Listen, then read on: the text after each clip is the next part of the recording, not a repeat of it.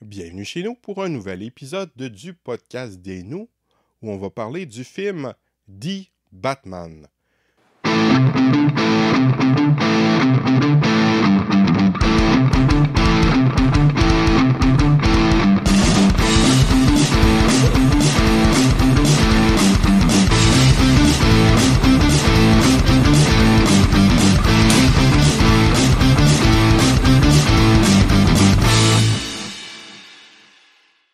J'avais déjà entendu dire que c'était très bon. En plus, détective avec un côté un peu horreur au niveau de l'ambiance, j'étais assez curieux. Eh bien, ce Batman n'est pas mauvais du tout. Au revoir, au prochain épisode.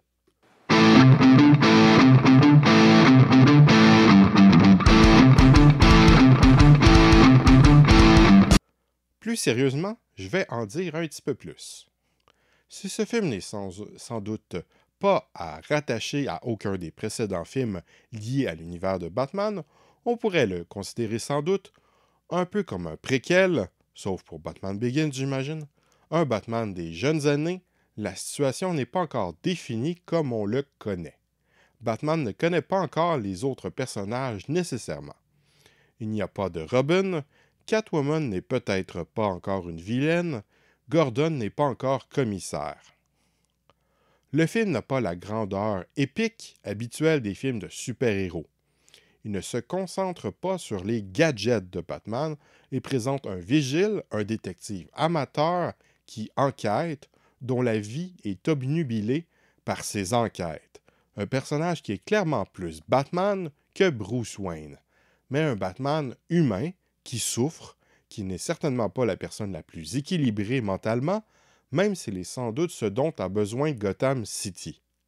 C'est un film qui s'intéresse avant tout à l'aspect humain, émotionnel et à l'enquête policière.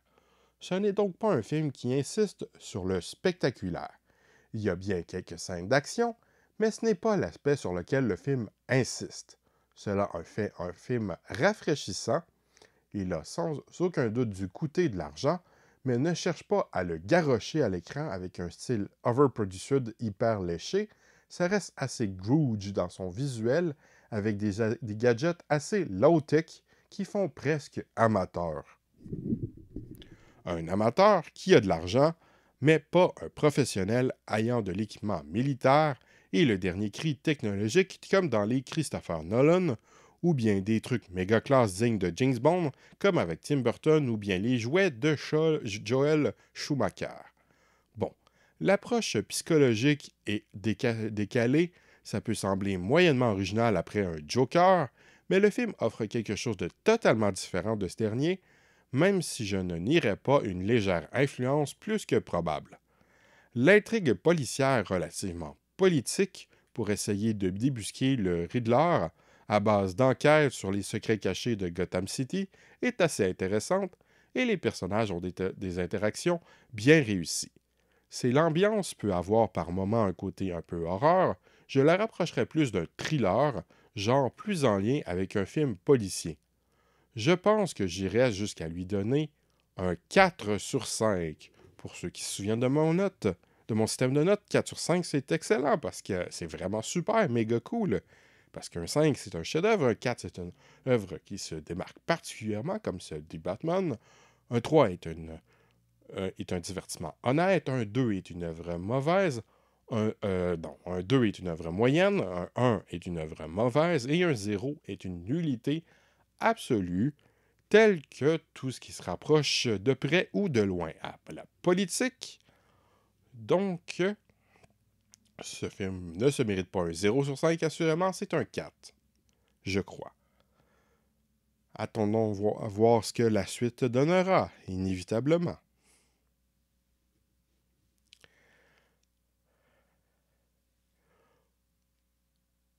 Bien, au revoir. À bientôt pour le 100e épisode du podcast des loups. Ho, ho, ho, ho, ho. Yeah! Au revoir. À bientôt.